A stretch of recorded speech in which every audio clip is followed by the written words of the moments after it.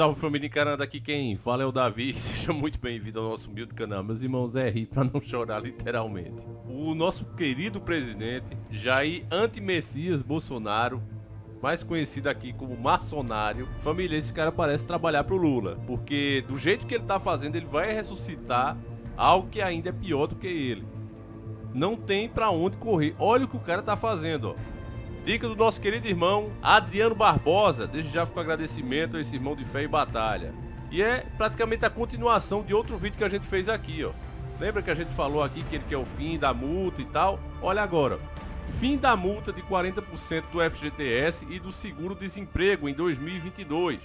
Uma matéria de 3/6/2022, muito recente. Então se você viu o nosso último vídeo, tá aí, ó. Realmente existe essa intenção de acabar com o FGTS, que pra mim mesmo foi essencial para eu poder continuar trazendo os mantimentos para minha família. Eu perdi o emprego, com o FGTS eu consegui comprar da entrada, na verdade, em uma moto. De dia fazia mototáxi, né? Levava as pessoas para um lado e para o outro. 5h30, 6 horas eu já colava na pizzaria e ia fazer as entregas até meia-noite. Foi assim que eu me sustentei por muito tempo. Isso graças ao FGTS. Agora imagina se eu não tivesse. E essa minha realidade é a de muitos hoje que faz iFood e etc, e etc.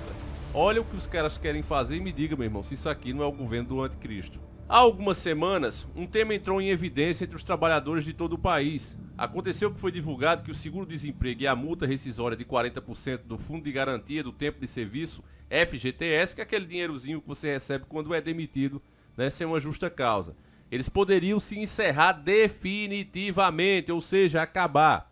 Na realidade, o fim dos benefícios, normalmente concedidos aos trabalhadores demitidos sem justa causa, foi sugerido em um estudo realizado pelo GAIT, Grupo de Altos Estudos do Trabalho, grupo formado pelo governo federal em 2019. Naquele mesmo ano, o presidente Jair Anti-Messias Bolsonaro afirmou que não iria implementar as mudanças propostas. Em síntese, a proposta do GAIT, formado por economistas, juristas e acadêmicos, então eles colocam logo assim, porque ó, você está falando contra, você é jurista, você é economista, você é acadêmico, então cale sua boca. Porque os homens que são assim, graduados, inteligentíssimos, estão dizendo que isso vai salvar o país. Agora, quantas coisas já foi feita até agora? Só corte na veia, só sacrifício de quem já é sacrificado e o país melhorou? Lógico que não. Porque a verdade é uma só, meu irmão. Preste muita atenção no que eu vou dizer. A verdade é uma só. Quem sustenta esse país, quem mantém a economia, não é empresário, não é empresas internacionais, é o povo. O povo que vive aqui, o povo que produz, o povo que gasta, o povo que paga contas. Você vê quanto mais milionária é a empresa, quanto mais internacional, menos imposto ela paga. Você vê aí, agora querem criar o quê? Subsídio, ou seja, o governo pagar pelos próprios combustíveis. Só que o governo não tem dinheiro. Quando o governo vai pagar alguma coisa, ele tira do próprio povo para pagar. Então, direto ou indiretamente, você vai pagar qualquer coisa que o governo invente de te dar dizendo que ele está dando. É mentira, ele não dá nada. Ele é como um câncer. Ele se enraiza e suga aquilo ali. E ele suga muito mais do que traz de benefício. O pessoal pensa que privatização significa menos Estado, quando na verdade significa mais Estado te sugando e mais empresas internacionais levando o patrimônio daqui. É isso que significa na prática. Eu não sou candidato a nada, nem quero ser nunca. Mas se eu fosse criar um projeto desse aqui para realmente melhorar, meus irmãos, me baseando, eu até tinha essa ideia um dia de montar uma bancada que fosse anti-Nova Ordem, e eu fiz essa proposta inclusive para vários canais aqui que vocês seguem. E desses apenas 2, né, me deram uma resposta positiva, que até aceitariam. Vou dizer até um deles, que é uma pessoa que eu considero amiga aqui, que é o Rômulo, né? E a ideia era essa, meu irmão, montar uma bancada, né, que votasse anti-Nova Ordem. Todos os projetos anti-Nova Ordem fossem literalmente boicotados por essa bancada. E a minha ideia, independente em qual partido a pessoa estivesse, quando visse esses projetos, iria votar contra. E um dos projetos que eu tinha em mente, meus irmãos, na minha cabeça, já disse, não tem essa ideia, né? Fica aí até para quem pensa em ser, colocar aí, estudar melhor, né? Mas uma pesquisa que eu fiz, olhando como é o sistema de trabalho lá nos Estados Unidos, por exemplo, lá é muito mais fácil um camarada contratar você, imagine você. Olha, eu entendo um pouco de mecânica. No meu caso, eu entendo um pouco de mecânica. Se eu ficasse desempregado agora, eu poderia chegar em alguma oficina e dizer, ó, deixa eu te ajudar aí e tu me dá alguma coisa no final da semana. beleza? Aí o cara dissesse pra mim, olha, Davi, eu não posso te contratar, o movimento tá meio fraco. Eu dissesse, não, mas você só vai pagar por algum serviço que eu fizer, no que eu puder te ajudar. Não, beleza, então fica aí. Isso é muito mais fácil acontecer nos Estados Unidos do que no Brasil. Por quê? Porque no Brasil existem os direitos trabalhistas. O cara até precisa da minha ajuda. Ele já tá ali, né? Muitos pequenos empresários, pequenos comerciantes estão ali trabalhando com a família, com a esposa, com os filhos, sofrendo e precisa de um funcionário. E ele não contrata por medo desses direitos trabalhistas. Preste atenção. Isso nos Estados Unidos já não acontece porque não há. Você trabalha, recebe a sua hora trabalhada, ponto final. O que é que poderia fazer no Brasil? Poderia se criar, liberar, no caso, esses benefícios para aquele cara que é profissional. Por exemplo, esse serviço que eu ia prestar como ajudante de oficina, não é nem mecânico, é ajudante, né? É uma profissão, não é um serviço que eu sei fazer e vou lá ajudar o cara com o que eu sei? É, Davi. Portanto, é uma contratação de um serviço, não de um funcionário. É mais ou menos como você contrata ali um guincho para tirar o seu carro do prego. Você está contratando um serviço. O guincheiro vem com o carro dele, ele sabe dirigir, ele tem um carro próprio para isso. Guincha teu carro e leva para onde você quer. Você paga ele não é teu funcionário. Ele prestou um serviço. Seria diferente, por exemplo, de quem trabalha em linha de produção. No meu projeto eu viria assim. O camarada que trabalha em linha de produção, por exemplo, trabalha ali no McDonald's. Eu já fiz teste lá e eles passam isso para você. Quem trabalha pode confirmar o que eu estou dizendo.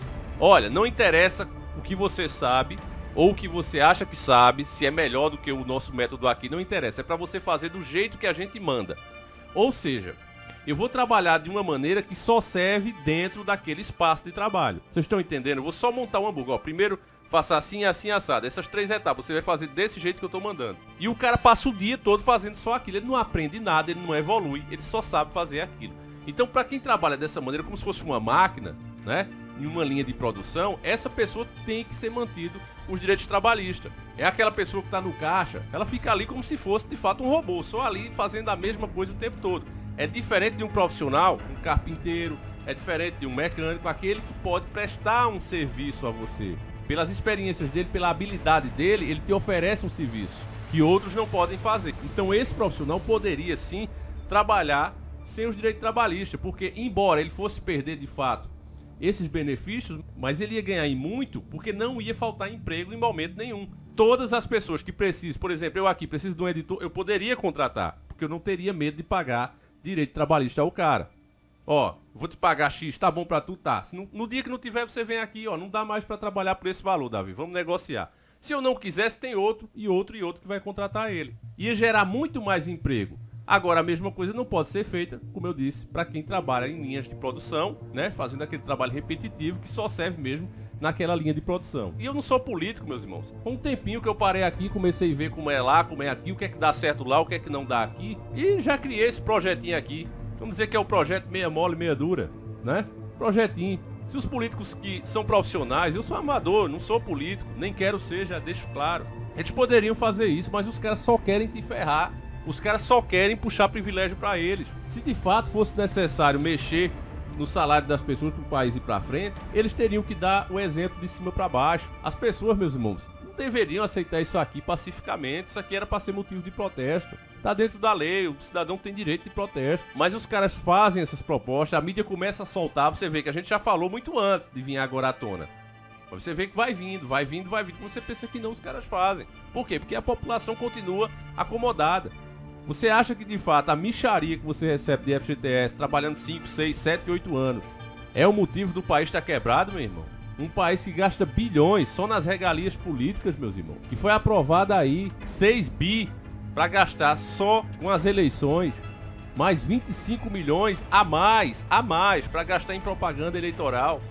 Pelo amor de Deus, meus irmãos, parece que o pessoal virou zumbi mesmo. Não entende mais nada. Tá anestesiado.